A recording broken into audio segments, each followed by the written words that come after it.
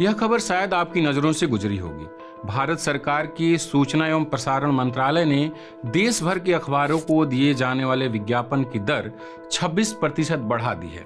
इससे पहले साल 2019 में 25% और साल 2013 में 19% की बढ़ोतरी सरकार ने की थी।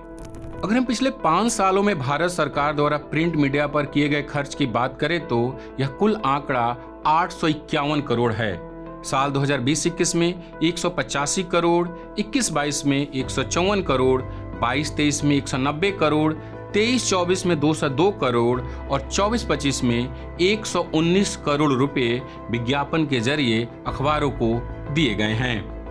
अखबारों को विज्ञापन देने का पैमाना क्या है? यह तय कौन करता है और कैसे तय होता है कि किस अखबार को कितना विज्ञापन मिलेगा? विज्ञापन का रेट तय करने के लिए सूचना प्रसारण मंत्रालय एक रेट स्ट्रक्चर कमेटी का गठन करता है। यह कमेटी अखबारों का खर्च, कागज की कीमत और कुछ अन्य तथ्यों को ध्यान में रखकर विज्ञापन की नई दरों को तय करती है। बता दें कि भारत में मीडिया विज्ञापन डिस्ट्रीब्यूशन का काम अब सीबीसी यानी सेंट्रल ब्यूरो ऑफ कम्युनिकेशन देखता है। पूर्व में इसे डीएवीपी यानी directorate of advertising and visual publicity के नाम से जाना जाता था। भारत सरकार के विज्ञापन इसी के जरिए जारी होते हैं और यह जो रेट तय करती है अमूमन उसी दर को राज्य सरकार भी लागू करती है। विज्ञापन की पात्रता के लिए अखबारों को सीबीसी में सूचीबद्ध होना पड़ता है। इसके लिए कुछ नियम और शर्तें निर्धारित है। वर्तमान में यहाँ 7,560 समाचार पत्र और पत्रिकाएं रजिस्टर्ड है। इसमें सबसे ज्यादा 2,574 अखबार उत्तर प्रदेश से हैं और सबसे कम सिर्फ 3 अखबार मिजोरम से। भाषा के हिसाब से सबसे ज्यादा हिंदी के 4,965 अखबार है, जबकि संथाली भाषा का सिर्फ 1 अखबार इस पैनल में मौजूद है। सीबीसी अखबारों की 3 श्रेणियां बनाता है: लघु, मध्यम और बड़े दर्जे के अखबार। लघु यानी जिसकी रोजाना 25,000 कॉपी प्रकाशित होती हो, मध्यम यानी 25,000 से 75,000 रोजाना और बड़े यानी 75,000 रोजाना से अधिक कॉपी प्रकाशित करने वाले अखबार। पैनल में शामिल कुल अखबारों में से 90% यानी 6,844 अखबार लघु श्रेणी के हैं, मध्यम श्रेणी के 382 और बड़े अखबारों की संख्या 334 है। अब बात करते हैं कि विज्ञापन किसे मिलेगा, ये कौन तय करता है। इसके लिए सलाहकार समिति का एक पैनल गठित होता है। इसमें सीबीसी और पीआईबी के अधिकारी, प्रेस रजिस्ट्रार, मंत्रालय के अधिकारी और बड़े, मध्यम तथा छोटे अखबारों के चुनिंदा प्रतिनिधि शामिल होते हैं। विज्ञापन पात्रता की अंतिम मंजूरी यही समिति देती है। सीबीसी में सूचीबद्ध होने के बाद भी कुछ वजहों से अखबारों के विज्ञापन रोके जा सकते हैं। मसलन दूसरे अखबारों की खबरें, संपादकीय या लेख जस का तस छापना या फिर अखबार की प्रसार संख्या की गलत जानकारी देने पर विज्ञापन रोका जा सकता है। इस तरह के कुछ और भी नियम हैं। लेकिन हकीकत है कि अक्सर करोड़ों का विज्ञापन पाने वाले बेहद छोटे या गुमनाम से अखबार इन नियमों का उल्लंघन करते हैं।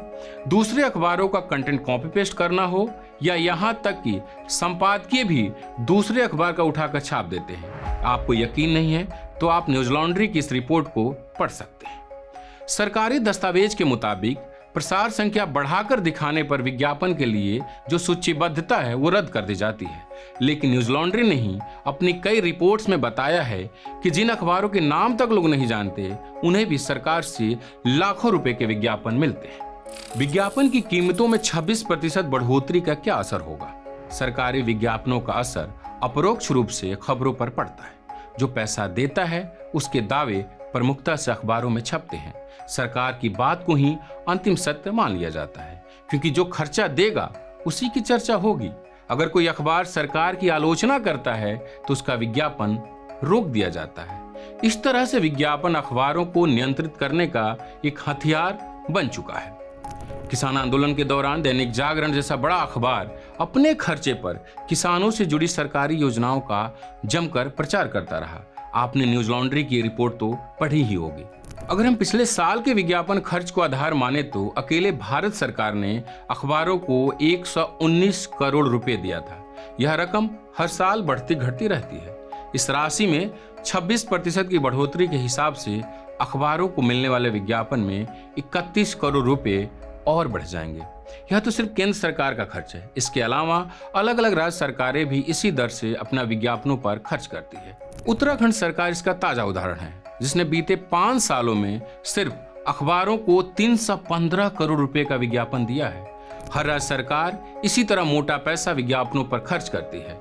अखबारों के विज्ञापन की कीमत में 26% वृद्धि का मतलब है अखबारों की सरकार पर निर्भरता और बढ़ेगी। अखबारों पर सरकारी प्रोपेगेंडा फैलाने का दबाव और बढ़ेगा। इस तरह जनता के पैसे का अरबों रुपया सरकारी प्रोपेगेंडा पर खर्च होगा और इसकी कीमत चुकाएगी जनहित की पत्रकारिता। न्यूज लॉन्ड्री इस समस्या का आसान सा उपाय लेकर आया है। जब सरकार विज्ञापन की कीमतों में 26% बढ़ोतरी करके मीडिया पर शिकंजा कस रही है, तब न्यूज लॉन्ड्री अपनी सब्सक्रिप्शन की कीमतों में 26% की कटौती का ऑफर लेकर आया है, ताकि आप आसानी से जनहित की पत्रकारिता में निवेश कर सकें और मीडिया को पूरी तरह सरकारी चंगुल में फंसने से बचा सकें। आपके खर्चे वाली न्यूज लॉन्ड्री की पत्रकारिता अब 26% डिस्काउंट पर उपलब्ध है। इस मौके को लपक लीजिए, क्योंकि जनता के खर्चे से चलने वाला मीडिया जनता के प्रति जवाबदेह होगा। अपना मोबाइल निकालिए और स्क्रीन पर दिए इस QR कोड को स्कैन कर आप अपनी जिम्मेदारी निभाइए। हम आपकी और लोकतंत्र के हित की खबरें आप तक लाते रहेंगे, ये हमारा वादा है।